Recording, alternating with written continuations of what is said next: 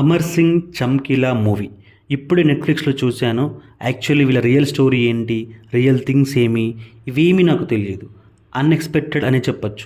Because of that introduction scene నెట్ఫ్లిక్స్లో stream అవుతుంది movie.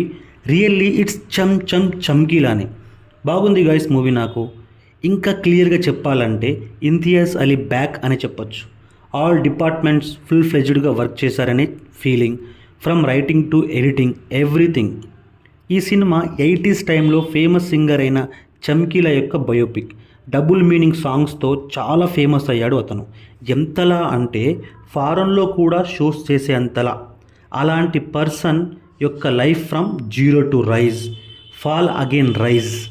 అతన్ని పబ్లిక్ చూస్తుండగానే డే లైట్లో షూట్ చేసి చంపేయడం, ఇవన్నీ చూపిస్తారు ఇందులో. ఫస్ట్ అండ్ హైలైట్ అయ్యే థింగ్ ఏంటంటే ఇందులో Imtiaz Ali screenplay and dialogue writing and ఈ selection of actors and technicians super రాశారండి. రైటింగ్ మాత్రం అంటే ఎలా ఉంటుందంటే ఏ సీన్తో ఓపెన్ చేస్తే ఆడియన్స్ షాక్ అయి హుక్ అవుతారో నుంచి కథని ఏ విధంగా చెప్పాలి, ఎక్కడ హై తెప్పించాలి, ఎక్కడ క్యారెక్టర్ని ఇంకో స్టెప్కి తీసుకెళ్ళాలి, ఎక్కడగా ఎమోషనల్గా చూపించాలి వరకు అన్నిటినీ పర్ఫెక్ట్గా మెయింటైన్ చేశారు. బేసిక్గా ఇది మ్యూజికల్ బయోపిక్ డ్రామా జానర్లోకి వస్తుంది. డ్రామాని చమ్కీలా క్యారెక్టర్ డెవలప్మెంట్తో అలా పెంచుకుంటూ తీసుకెళ్ళి భలే కనెక్ట్ చేశారు. క్యారెక్టర్ వైజ్ హై ఇస్తుంది అండ్ ఎమోషనల్ ఫీల్ కూడా ఇస్తుంది. అంటే it's all about he's character.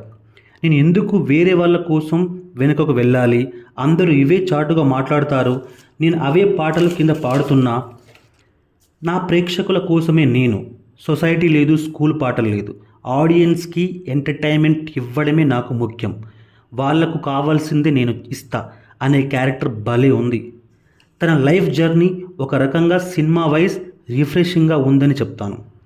చమ్కీలా and అతని పార్ట్నర్ కమ్ లవ్ అయిన అమర్జోత్ మధ్య లవ్ ట్రాక్ కూడా చూడ్డానికి భలే ఉంది. అంటే మూవీ ఫ్లోలో మంచి సీన్స్ పడుతూ ఉంటాయి మూవీ అంతా. దీనివల్ల ఎక్కడ ఏమాత్రం కూడా బోర్ కొట్టనివ్వకుండా సినిమా ఏ విధంగా టర్న్ అయింది అనేది ఇంట్రెస్ట్గా మారింది. Performance wise Diljit excellent acting delivery చేశారు. ఆ క్యారెక్టర్లో జీవించేశారనే ఫీలింగ్.